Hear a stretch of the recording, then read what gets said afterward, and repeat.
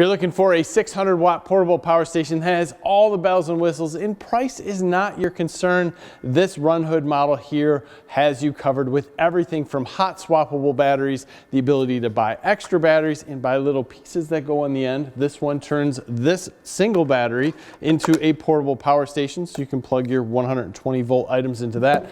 This guy here is a USB power station, and I have 2 extra batteries. So currently inside you have 2 of these batteries sitting inside this power station. These are lithium ion batteries, 324 watt hours a piece. So put together you have about 650 watt hours inside this unit. They are currently charging.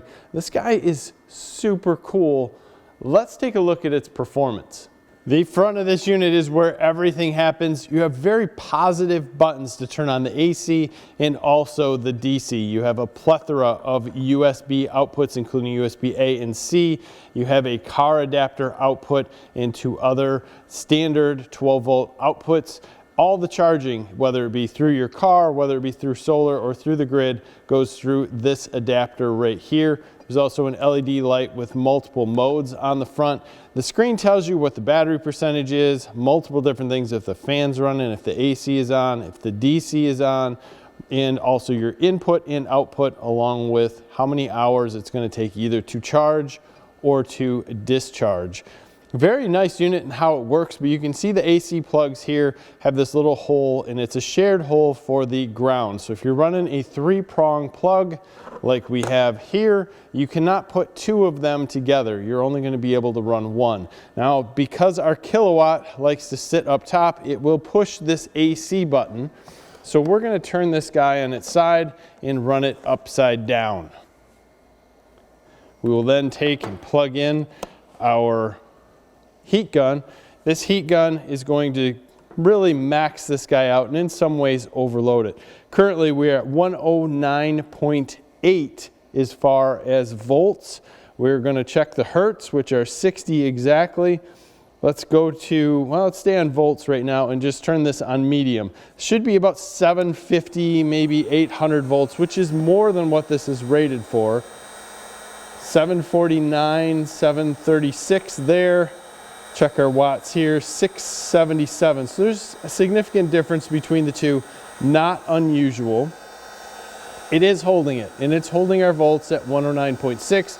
I'd rather see this at 120, but since these are used across multiple countries, it seems that 110 has become a standard. It's not going to hurt your appliances. It will slow down and give you less watts on certain items, but that's not a big deal. As far as amps, we're running 6 amps right now, and it's having 0 issue with it. Obviously, this is going to max it out at 110, 6 times the volts. 110 is going to give us the watts. So there we go. Simple math on this. Hertz, still doing great. If we click this guy up to high, it should be 1400 watts. And we didn't even have to, because at this point, this unit said, hey, I'm running at more than what I should, so I'm going to turn myself off. Now there's multiple ways of resetting this. It seems to like to blink a while, but the easiest way is to simply stop charging it, turn it off, turn the AC back on, and we are ready to rock and roll. So if we wanted to just completely take this guy and blow the AC out of the water, go to high, it immediately clicks it off also, which is good because we have the safeties inside of this to show us and say, hey, this is working and we can't overload it. We don't see that with every one. If you just want to use this adapter on the battery, pretty simple. Here's your battery and you just plug this guy in, snaps into place, plug something into it, and then we're going to push the power button and hold at the back. It has a fuel meter on the back. Boom, this guy's up and running. And we can start charging a battery. Again, that's not going to take that much as far as watts out because it's only a 324 watt battery.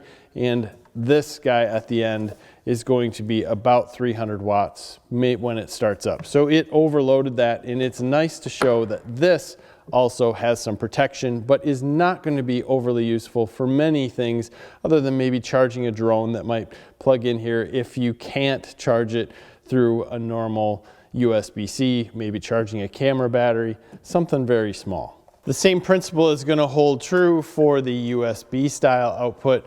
We just plug this into the end of the battery, push and hold the power button. Again, we have our fuel gauge that's there in the battery.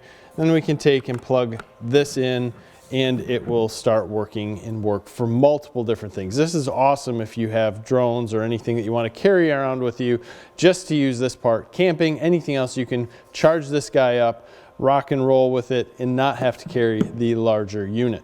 We are currently using the battery charger and the 2 batteries that are in here. Now we can hot swap these out, which is pretty awesome, and it will continue running. Now it's going to be running on 1 battery.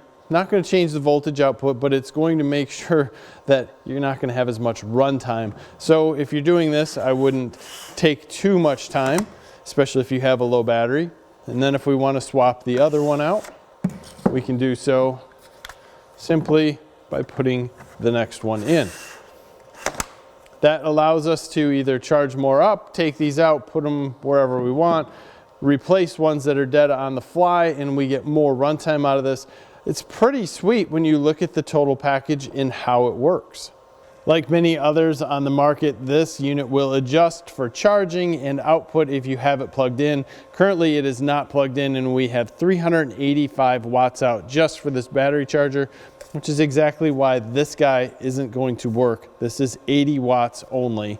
But if you notice, we plug this guy in, our watts out drops to 280, and our watts in is 162. So it's just pulling a little more from grid power and sending it through and still charging while it's going through. That's an interesting way for the internal system to regulate how much power is in, how much power is out, and to just dial everything in so it works perfectly. So the positive to this unit are the hot swappable batteries. That's awesome. They're lithium ion. They take about 1,000 charges before you lose that top 80%, and then they kind of start to go downhill quickly from there. You can swap these out at any point in time just by the battery, not the whole portable power station, which is great. This is also certified by many different places, so this brand is not going anywhere. It's rated as completely safe, and that is also a big plus because sometimes you don't know what you're getting when you purchase these portable power stations. To me, one of the downsides, 110 volts. I'd much rather see 120, but it doesn't really affect too much out there. The hertz is spot on. The safety as far as the system in this is spot on. It's not going to allow you to overload this unit and run down the voltage. That is perfect. As far as price goes, you get a lot with it if you buy packages. I believe just this unit with 2 batteries is $699. You can quickly double that by adding in everything as far as solar power, more batteries, these little clips that clip onto the battery so you can use the batteries independent of the charging system.